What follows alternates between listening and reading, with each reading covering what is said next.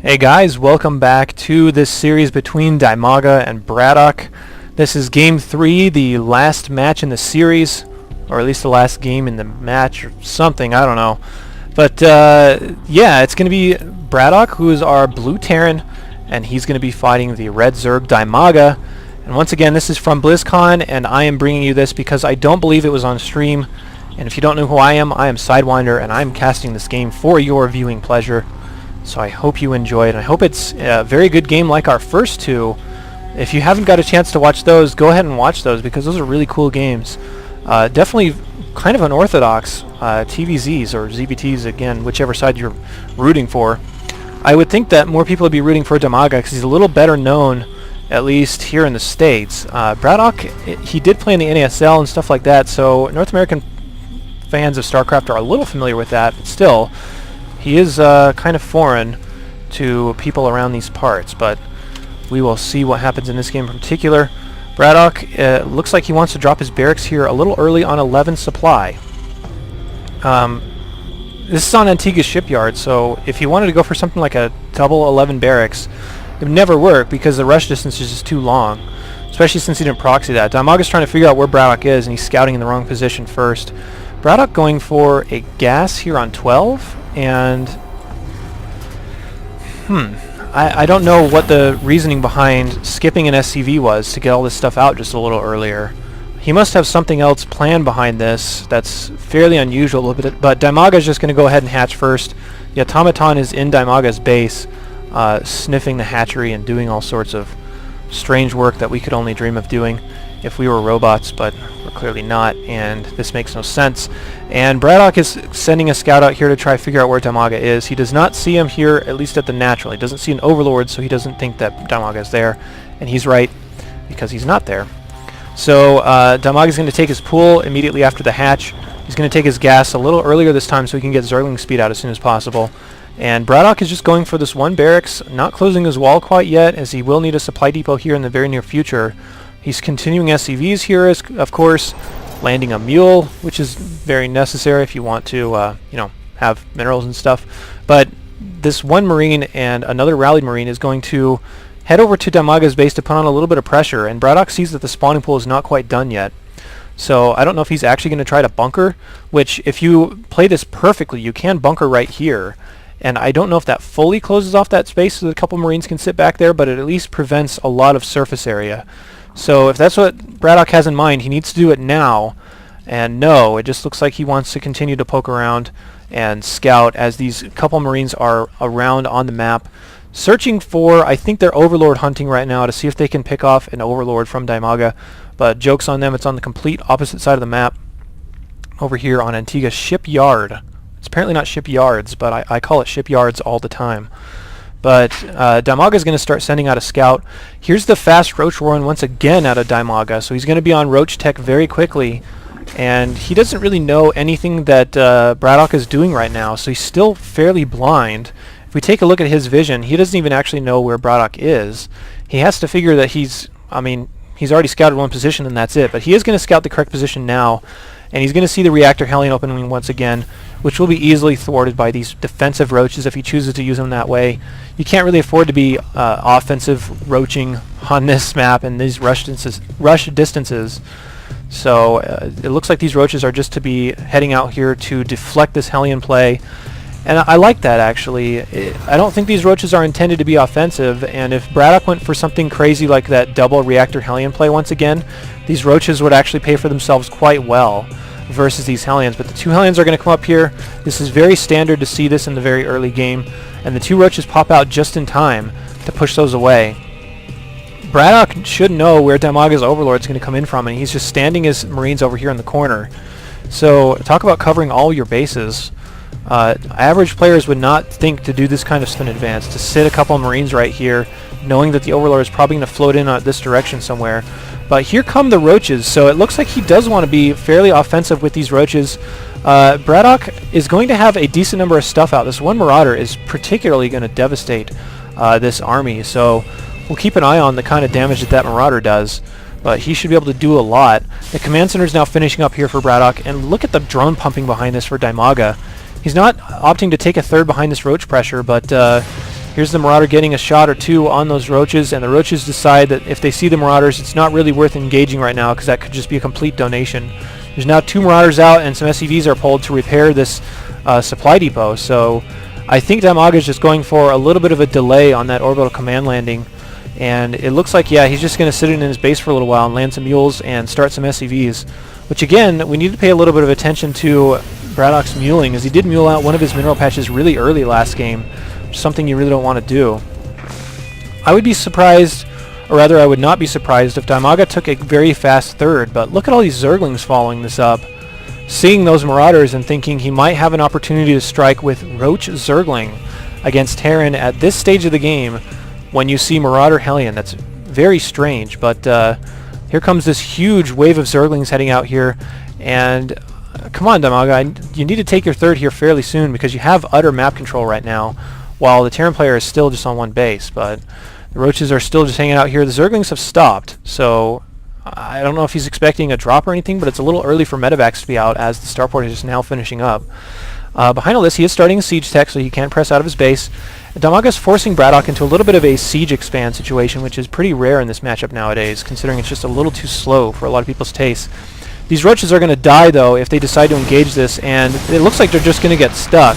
As Stim now finishes concussive shells on the way, but all these Roaches are going to die really for nothing. So, wow, my computer is really having a hard time processing all this Roach death. But there's a couple of Zerglings that are going to try to save all this, but there's too many Hellions here. He's getting a lot of Zerglings and not really pay for themselves very well. He's getting decent surrounds, though, so it looks like he actually may clean this up, and I'm a little bit surprised. It's almost a perfectly even trade, as BratOK just doesn't have very much on, or rather anything on the field, and DIMAGA just has barely any SCVs. You can see the SCVs just sitting there and taking damage, not fighting back against these Zerglings. I don't know why. I think they were on hold position, but yeah, the Zerglings are going to force BratOK back into his base once again, and DIMAGA still has not taken a third, but he does have a hatchery coming up in the background, as well as 9 more drones. So look at this pressure from DIMAGA, just pinning BratOK back in his base. And now he knows that siege mode is done. He really can't afford to stay out here for too much longer, but he wants to delay that for as long as possible. The Overseer does get in here and see everything, so DIMAGA is really controlling this game quite well. Look at this Changeling standing up here right next to the tank. He's just going to follow the tank around. That's pretty funny, but here's the medevac now loading up about 7 Marines, and he forgot the Changeling, so he does eventually just kill that. The third is now coming up from DIMAGA quite a bit late, and again, look at these low supplies here at this stage of the game. It's almost 11 minutes and 58 to 50 supply, so huge army exchanges, but it kind of feels like neither player has had much of a tempo this game, which is, it's weird to think about tempo control in a matchup like this where both players can usually freely do basically whatever they want for a while. But this drop is going to be easily denied. He can't afford to lose any mutas here, so if BratOK drops these out and is able to focus down one muta, that will be a huge loss. You can see he's spreading out the damage quite a bit on these mutas so that they can heal it up pretty fast. So no big deal there. The muta count is going to continue to grow. There's a couple more on the way and 9 more drones. So DIMAGA's income has got to be just devastating right now. No, only 38. So I'm surprised. I've seen huge waves of 9 drones come out at a time. He hasn't lost any, has he? No, I guess he lost 11 workers. It must have been due to a drop that we missed, so yeah, my fault. I guess these mutas could come in here and try to focus on this medevac, because they could, I think, get it in just one hit with all these, and the rocks help, of course. But yeah, this small drop over here is just trying to bug DIMAGA just a little bit. There's a second drop, only with 5 Marines heading out to the third, going to try to pick off some more drones, as we can see now, and a small press out of a few tanks and like 8 or 9 Marines. Just heading out to the middle of the map. So BratOK spreading himself a little bit thin here. A couple more drones do fall, and these drones are just hiding in the corner here, but I think as soon as this as the recovery comes, he's just going to redrop with these Marines here in the main. So the Marines do come over. The Queen can shoot at the medevac if it's targeted properly, and the drones look like they want to come off the line to fight these Marines, but they realize that's a bad idea. So the recovery is coming. He does clean up one of the drops as the medevac does die right there, but the second drop is in full force. And BratOK in advance just picks up his medevac and is going to go load up, or rather unload his Marines on the other side, so that he can keep that safe for a little while longer. I think if these mutas just straight up engage that, though, they'd at least be able to kill the medevac pretty easily and put a stop to this. But DIMAGA being fairly cautious about engaging here. He does have +1 for his mutas on the way, in addition to baneling speed, so he'll be able to engage that tank army here in a short while. And there's not many Marines accompanying these tanks, so I don't think that's going to do a ton of damage. But the mutas are now going to press over here, and DIMAGA is still just checking around to see what the status is on that drop. But if you can keep this medevac on low energy, that's kind of the goal here. So behind this, there's a lot of Zerglings getting ready to flank and kill these Marines easily, and they will get that done as they do get decent surface area off, and that drop gets picked apart so that DIMAGA cannot, or rather does not have to worry so much about that anymore. But these rocks are now being blown down by BratOK, and he's going to go up here and get a really nice position with these siege tanks. He does tuck one back here into the corner, and the rest of them are being spread out very well, putting them right on the edge so they can get as far up as possible while still being protected by Marines. So a fairly large engagement here. As the mutas do sweep in, they'll be able to kill this tank easily with basically no muta losses. One muta lost. He's just going to target the tanks down, knowing that the Marine DPS just is terrible right now. But he is getting a little bit sandwiched by Marines. He does lose a couple of mutas, but that's actually okay because he just crushed that push pretty hard. He's losing a couple more mutas unnecessarily. He just needs to kill tanks and let his Zerglings do the rest of the work. As another round of 16 Zerglings is on the way. One terrible rally on this tank. He goes down for free. So that's unfortunate. But behind this, at least BratOK was able to take a third, or at least get it built, and he's going to land it here in just a second, start establishing himself a little more out in the middle of the map.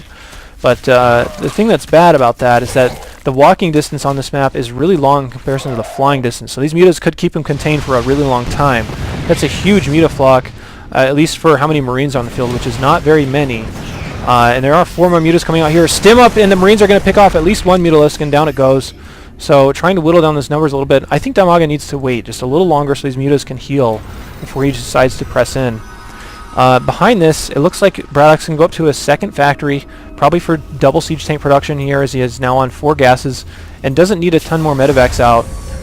He is getting armor upgrades. As you can see, +1 armor on the way for his infantry. He does not have an armory to my knowledge, so he will want an armory to eventually get out Thors to deal with that huge muta ball. He's going to be 7 mutas on top of the 14 that are already out, 21 mutas, and that can keep you pinned in your base basically forever if you don't manage that correctly. So BratOK needs to be careful here. His Marine count is dangerously low. He doesn't have very many turrets up here in his main. He is starting at least one more here on the side. He does have a couple here. It's okay, but 21 mutas can kill his turrets really fast.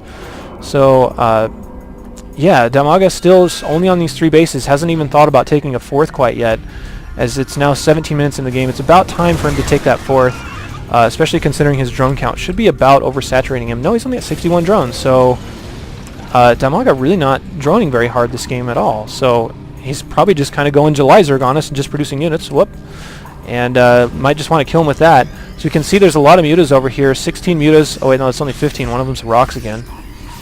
Mutas coming over here, trying to see what they can do, see if they can pick anything off, and they will get this one turret easily. And the Marines show no reaction. No, he does stim the whole thing, and these mutas may actually get caught. And this is terrible for him to just fly in there like that and be surrounded by Marines. And he loses a bunch of mutas for free and stops them. Just turns around to re-engage these stim Marines once again. So DIMAGA being pretty sloppy here with his muta control, as BratOK is now setting up his 3rd. Again, it just feels like kind of a slow game. But DIMAGA getting all of his mutas out, and he's just being really risky with these. He needs to be careful. Those are basically your muscle in this matchup, and he picks off a drop here, so really nice, and starts a hatch at the same time. So DIMAGA at least establishing himself on the map quite well, but I just think he's on too few drones. He's starting a 2nd hatchery, so he's going to be double expanding right now, knowing that he has so much map control. But he needs to be careful because BratOK's numbers are swelling. He's going to be on this 3rd base here pretty soon. Look at all these mules landing. He'll be able to just flood out Marines if he has the production behind it, which he surprisingly doesn't. He needs more barracks being put up. And, oh yeah, just as I say that, there's 3 barracks building over here on the left side. A bunch of mutas still flying around in this pack. A lot of Zerglings hanging out in the middle of the map as well. So DIMAGA is just getting ready for what might come. And here come the Mutalisks harassing in here once again. And this is about the time where DIMAGA needs to get aggressive with these mutas to prevent BratOK from moving out on the map when he's trying to double expand behind it. He won't be able to handle that in just a straight up fight, especially since he has like no banelings. But again, he just starts morphing them as soon as I say it. So a lot of mutas still hanging out here in the middle of the map. He's going to pick off 2 tanks basically for free, not even losing a single mutalisk, and that's exactly what you want if you're Zerg. The supply lead is now heavily favoring DIMAGA, up by about 45 supply. Turret goes down as well, and still no muta losses. So his muta control looks like it's getting a little better. And DIMAGA is going to be maxed here pretty soon. 194 is his cap. He just doesn't have quite enough gas. I think he needs to really get these 2 bases established, or at least mining gas, so he can get on Hive Tech before the Terran is able to recover. It looks like 3 tech labs are going down here on these barracks, and this may actually be for ghosts. here in this late game. Infestors are now on the way, or at least the infestation pit. Starting back up here in DIMAGA's base. I think it's this blob right here. Yep. And he'll have infestors, or at least the tech on the field, to get up to Hive, but you really need to be able to support that with a lot more gas mining, as there's no mining going on at these bases quite yet. They did just finish, but that needs to really be his focus here in the near future. DIMAGA is about ready for a supply dump, so we're going to see a pretty big battle here fairly soon. DIMAGA still not losing any mutas and picking off small targets here and there, so kind of keeping BratOK's forces at bay, and BratOK advancing turrets as he presses up here. It's fairly strange, and bunkers. So BratOK defending quite hard, trying to buy time to get those ghosts out, as once you get tons of ghosts as Terran versus Zerg, it's really hard to lose, as we've seen from plenty of pro matches thus far. Even one from this very tournament, as the finals were kind of decided by that. But here come the mutas up here, killing a couple of Marines. All these SCVs are at risk. This turret's going to fall in no time. You can see all the Marines, or rather all the mutas, are being focused on the turrets and picking off SCVs at the same time. He still has only lost, I think, even no mutas yet. He does fly into a bunch of Marines, and that's a bad idea. He does lose one muta there, but he's still managing this quite well. Killing a lot of workers there and killing the turrets, making him have to rebuild a bunch of them here. Just basically keeping him in his base for a long time. He can now pool a lot of money. There's going to be a lot of banelings coming out here. There's 24 in addition to the, 17 already up. So it's going to be a ton of banelings. There's a sufficient tank count out though, so DIMAGA needs to be careful with those. He can't just roll them all in at the same time. Thor production is now starting up for BratOK, so we can see 2 Thors are on the way from the production tab. Small group of banelings getting separated from the main pack, and it looks like all those banelings just died for no reason. They actually didn't do any damage. The mutas now have to fall back, and it wasn't quite all of his banelings, but that was quite wasteful to have used all those and killed almost no Marines. You can see the supply difference is now evening out because DIMAGA just donated a bunch of supply to BratOK. He needs to dump supply anyway so he can get his Hive units on the field. That's not a big deal. Oh, huge baneling detonation on those Marines, so there's very cost-effective banelings to make up for that. And BratOK just slow pushing his way across the map to try and get this command center established here at the gold. And this Mutaflock is really getting big, but there's really not many upgrades on there. Just 1-1, so no +2 attack, no +2 armor or anything. One Marine's getting really brave, and he actually kills a Muta by himself, so hero Marine there. The creep is starting to recede so that BratOK can actually take that base. So this is a really weird, slow, positional ZVT, whereas usually Terrans are a lot more aggressive, and Zerg's responsibility is just to put an end to that aggression. Both of them developing very slowly into this. I'm really worried for BratOK now that the Greater Spire is on the way, because he's going to have to start pumping ghosts, and he just doesn't have the gas income to support that. As we can see, one of his geysers in his main is mined out. The second one only has about 500 gas, so that'll be mined out here pretty soon as well. +3 on the way for melee attackers for DIMAGA, and there's 7 Corruptors, which will no doubt be used for Broodlords once he gets that ready. And again, we're going to see another fairly large battle here in just a second to dump supply for DIMAGA, because Broodlords take additional supply once they're morphed. And he does lose a couple of mutas. That's not what you want to supply dump with. You want to supply dump with Zerglings if you can help it. So DIMAGA really spreading his army out here quite creatively, and the creep spread is really supporting this quite well, so that he can basically surround BratOK's army from every angle. But there's so many tanks here. That's actually a ton of tanks. It looks like 13 tanks. There's no way that's not broodlings. Those are banelings. There's no way banelings are going to do too much damage to all that. So that's probably what he's just going to have to supply dump.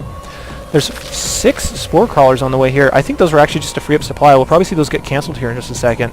But the Broodlords are morphing here in the middle of the map. And yeah, look, DIMAGA doing the old trick of making a whole bunch of units and then cancelling them so that he can get extra supply. He's at 207 over 200 supply right now. Look at this massive push out from BratOK, and if BratOK can actually see those Broodlords, he's going to know, oh crap, I need to put out something to deal with those. He does have Vikings on the way and another starport. Huge baneling detonations once again to take out these Marines, so at least he's getting good trades on those, whereas the tanks should be able to eat those up in regular straight-on battles. BratOK has the center position, and that's going to be really important right now, especially since BratOK's Viking count is fairly low. So the Broodlords are starting to besiege the gold. The Vikings do press up here, and Mutas can come up here to recover, but he's instead just going to use Infestor energy to just go ahead and fungal those Vikings, and this is a very bad situation for BratOK to be in right now. He's able to kill these Broodlords pretty fast, or not Broodlords, but Broodlings. The Broodlords are starting to clump up here just a little bit. One of them is on low health, and it's just a matter of time before BratOK is just going to have to give up this position because he got too far behind in the battle of being able to deal with those. Vikings now press up here, and Marines all get fungled, so all these Vikings are going to die fairly easily, or no, it looks like DIMAGA is not going to be overly aggressive with those. 11 Corruptors on the way right now. As you can see, DIMAGA's income is going to start skyrocketing from getting those extra bases, and especially those extra gas geysers to pump into this army. But BratOK's just sitting here on his gold. He lost almost every worker at this gold expansion, and his income has got to really be suffering right now. As we can see, he's only at 700 minerals per minute as far as income goes, and his third base is fairly low, but he's not mining very well there. His second base is way oversaturated, so he needs to transfer SCVs here right away so he can get that mining up the best he can. But one queen is being pulled for transfuses, I would assume, so no, it's just going to be to continue to spread creep. He is pulling a second queen here, so I think he actually is going to start transfusing all of his hurt units. There's a couple Marines out here that are going to die easily. The Corruptors decide to just block the way. +3 armor on the way for BratOK as well, but again, if you're Terran and you get in this situation and you're not ahead of them in terms of dealing with what they have on the field before they get on the field, you might just die, and BratOK is really struggling right now. He had no Ghosts and no Vikings to deal with all these Broodlords that are in the air. There's going to be a ton of Broodlords. That's going to be 11 Broodlords in the air as soon as these ones hatch. And all the Vikings know that's a big Viking count, and this can be fairly dangerous because this is a lot of Vikings, and he just used all of his Corruptors to turn them into Broodlords. So he needs to be able to use his Infestor energy wisely. He does have Queens too, and Queens do help against Vikings, but they don't kill them overly fast. Especially upgraded Vikings. Not sure what the upgrades are on here. Nope, just 0-0. Tanks do press up here, and here's going to be a nice little donation of tanks. He is advancing as much as he possibly can to try and kill the anti-air, of the Zerg player so that he can focus down the Broodlords very well. Big fungals going off on all the mech, but the Broodlords are taking a ton of damage, and the Infestors really need to drop fungal growths here on these Vikings. Mutas are going to come up here and clean all these up quite a bit, so I think this is actually going to be it for BratOK because there's just way too many Broodlords still in the sky. There are still Infestors up, but they don't have the energy, and there's just not a whole lot that the Terran player can do to these Broodlords right now, unless he gets Viking reinforcements, which he actually is. So he is pressing this off just a little bit. Banelings flank from the side, and they actually take a ton of damage and don't do a lot of damage in return. So both players' supply falling quite a bit after this battle. DIMAGA is going to lose all of his Broodlords here, so he actually might still lose this. 66 Zerglings are rallying out right now, and this is desperation time for BratOK right now. DIMAGA really should not be in this position because he has 3,000 minerals banked. All these Zerglings rallying out here in single file, but they should be able to clean all this up since there's so much stuff all rallying here at the same time. There's a lot of useless Vikings still in the air. They are killing Corruptors, which is okay, I guess, but they're still not doing all that much. Look at all these Thors flying away in the medevacs. So a really weird army exchange there, but DIMAGA has so much money banked up for such a little supply, and he's not making anything, so he must be really larva blocked right now, which is strange. I mean, this is why you really need to keep on your injects and keep pooling larva, because look how little larva there is sitting around at every base. And you need to be able to replenish your army like this, especially if you're floating 3,000 resources and 1,000 gas. You need to be able to just churn everything out. If he just went all Zerglings right now, he would actually win.